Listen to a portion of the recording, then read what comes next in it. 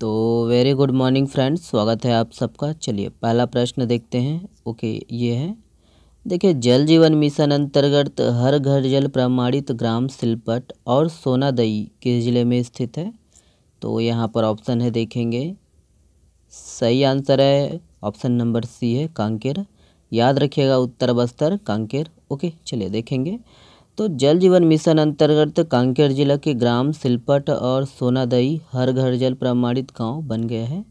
और याद रखिएगा 2024 तक भारत के जो है ना सभी गांवों में 2024 तक जो है सभी घरों में व्यक्तिगत घरेलू जल नल कनेक्शन के माध्यम से सुरक्षित और पर्याप्त पेयजल उपलब्ध कराना है। ठीक है, 2024 तक भारत के सभी गांवों में। ओके, और इसको याद रखना, देखिए गोवा जो कि भारत का दोस्तों पहला जो है हर घर जल प्रमाणित राज्य है, तथा दादरा एवं नागर हवेली व दमन एवं दीव, याद रखना दमन एवं दीव जो कि पहला हर घर जल प्रमाणित केंद्र शासित प्रदेश है। यहाँ याद रखना सभी गांवों के जो है लोगों ने ग्राम सभा द्वारा पारित एक प्रस्ताव के माध्यम से, है ना, अपने गांव को हर घर जल घोषित किया है। ठीक है, तो इसको याद रखिएगा। ओके, चलिए ये वाला प्रश्न, और इसको भी देख लीजिएगा कि हर घर जल प्रमाणित पहला जिला कौन सा है? बुरहानपुर, जो कि कहाँ पर है? मध्य प्रदेश में। ओके, नेक्स्ट प्रश्न ये है, देखिए, अमृत भारत स्टेशन योजना के अंतर्गत छत्तीसगढ़ के कितने रेलवे स्टेशन शामिल है? तो यहाँ पर ऑप्शन है, देखेंगे।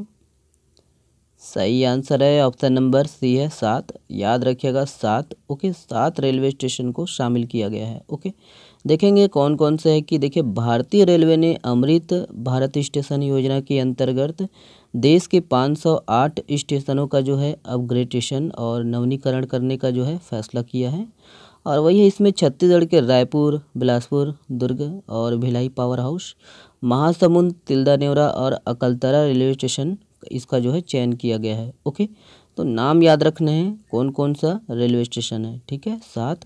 ओके, नेक्स्ट प्रश्न ये है, देखिए, छत्तीसगढ़ उच्च न्यायालय के मुख्य न्यायाधीश का निधन हो गया है। तो किस मुख्य न्यायाधीश का जो है निधन हो गया है? तो यहाँ पर ऑप्शन है, करेक्ट आंसर है ऑप्शन नंबर ए है, न्यायमूर्ति WA शशांक। याद रखना है, कहीं कहीं शशांक है, तो याद रखना ऑप्शन ए सही है। ओके, चलिए देखेंगे।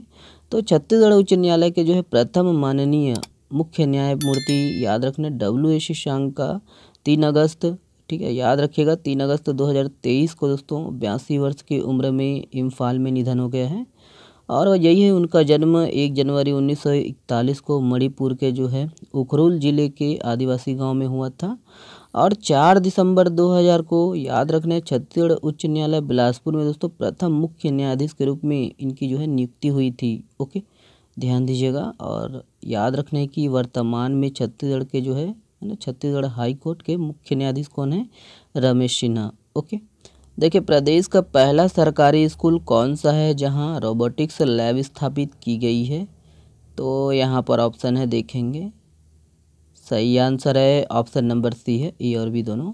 याद रखना है, RD तिवारी स्वामी आत्मानंद स्कूल और BP पुजारी स्वामी आत्मानंद स्कूल दोनों हैं। ओके, चलिए देखेंगे। देखिएगा कि रायपुर के जो है RD तिवारी स्वामी आत्मानंद विद्यालय और BP पुजारी स्वामी आत्मानंद स्कूल, याद रखना, राज्य का पहला सरकारी स्कूल है जहां रोबोटिक्स लैब स्थापित की गई है। और यह निजी संस्था के द्वारा दोस्तों प्रारंभ की गई है। ओके, और ध्यान दीजिए कि इसके लिए पूरे देश में 10 स्कूलों का चयन किया गया है और इसमें छत्तीसगढ़ के 2 स्कूल शामिल है। ओके, नेक्स्ट प्रश्न ये है, देखिए, निम्न में से किस योजना को स्कॉच अवार्ड और पृथ्वी अवार्ड 2023 से नवाजा गया है? तो यहाँ पर ऑप्शन है, देखेंगे। करेक्ट आंसर है ऑप्शन नंबर ए है, नरवा विकास योजना। नाम याद रखना है, नरवा विकास योजना। ओके, चलिए देखेंगे। तो याद रखिएगा कि छत्तीसगढ़ राज्य सरकार की जो है नरवा विकास योजना को स्कॉच अवार्ड और पृथ्वी अवार्ड 2023 से नवाजा गया है। और यह अवार्ड नरवा विकास के तहत दोस्तों भूजल संरक्षण संबंधी कार्यों के उत्कृष्ट प्रदर्शन के लिए मिला है।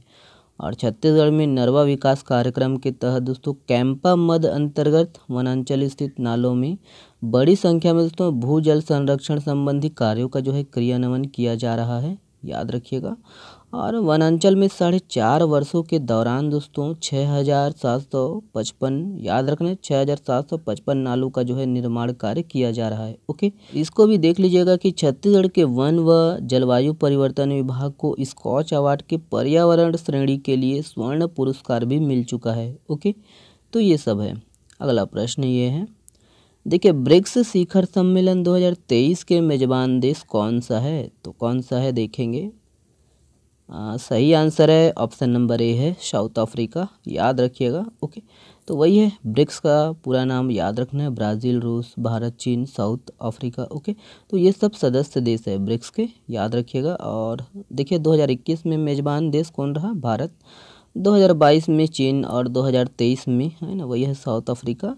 और साउथ अफ्रीका के राष्ट्रपति कौन है? मोटेमेला सिरिल रामाफोसा। ओके, अगला प्रश्न देखते हैं, ये है, देखिए सांस्कृतिक महोत्सव आदि पेरुक्कू का आयोजन कहाँ किया गया है? तो यहाँ पर ऑप्शन है, सही आंसर है ऑप्शन नंबर सी है तमिलनाडु, याद रखना दोस्तों, है ना, सांस्कृतिक महोत्सव आदि पेरुक्कू ये तमिलनाडु में। ओके, और भी है, याद रखना है कि पोंगल तमिलनाडु, और है ना बथुकम्पा तेलंगाना, और खार्ची महोत्सव त्रिपुरा। ओके, देखिए देवधर ट्रॉफी 2023 के विजेता कौन है? तो यहाँ पर ऑप्शन है, सही आंसर है ऑप्शन नंबर सी है दक्षिण क्षेत्र, याद रखिएगा। तो दक्षिण क्षेत्र के जो है कप्तान मयंक अग्रवाल है, और उप विजेता पूर्व क्षेत्र रहा, याद रखिएगा। और देवधर ट्रॉफी दोस्तों भारत की क्या है? एक घरेलू क्रिकेट प्रतियोगिता है। ओके, और यह प्रोफेसर याद रखना DB देवधर इनके द्वारा जो है शुरू किया गया था, और इन्हें भारतीय क्रिकेट के ग्रैंड ओल्ड मैन के रूप में जाना जाता है। ओके, और दिलीप ट्रॉफी इसको भी याद रखिएगा, है ना, दिलीप ट्रॉफी ये भी क्रिकेट से संबंधित है। 2023 विजेता कौन रहा? दक्षिण क्षेत्र। ठीक है, कप्तान कौन है? मयंक अग्रवाल। ओके, चलिए अगला प्रश्न ये है, देखिए भारत का पहला मानव युक्त डीप ओशन मिशन कौन सा है? तो ये इम्पोर्टेंट है, इसको याद रखिएगा।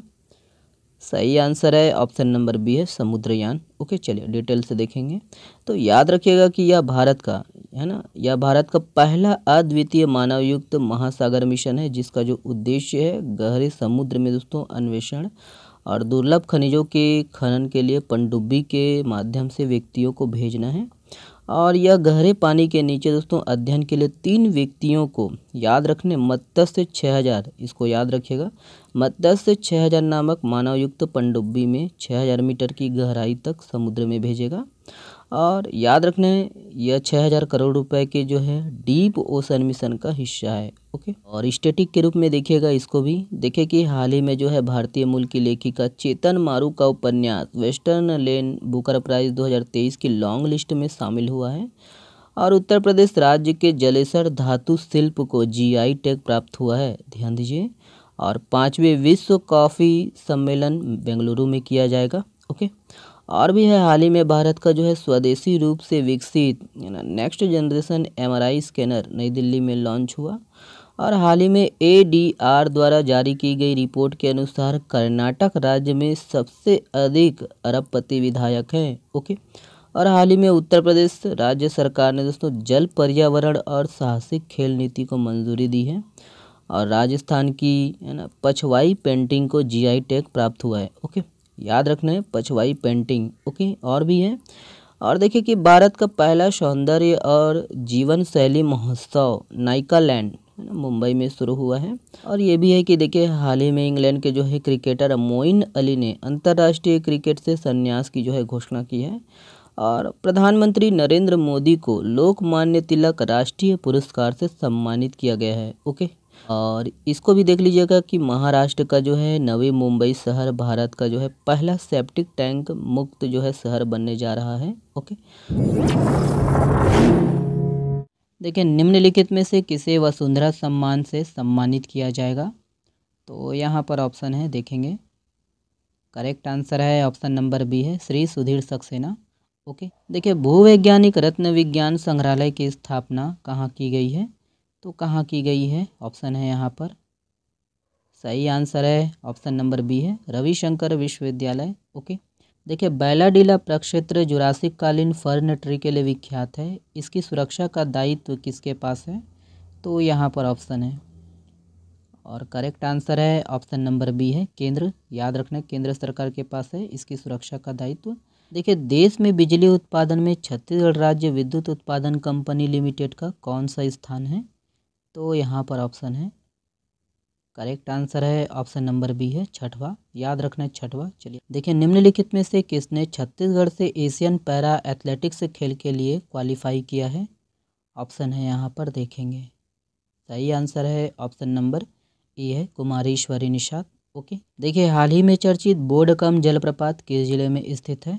तो किस जिले में है? ऑप्शन है यहाँ पर, करेक्ट आंसर है ऑप्शन नंबर बी है बीजापुर। याद रखिएगा बीजापुर में है। चलिए ये वाला प्रश्न, हाल ही में federal bureau of investigation field कार्यालय का प्रमुख किसे बनाया गया है?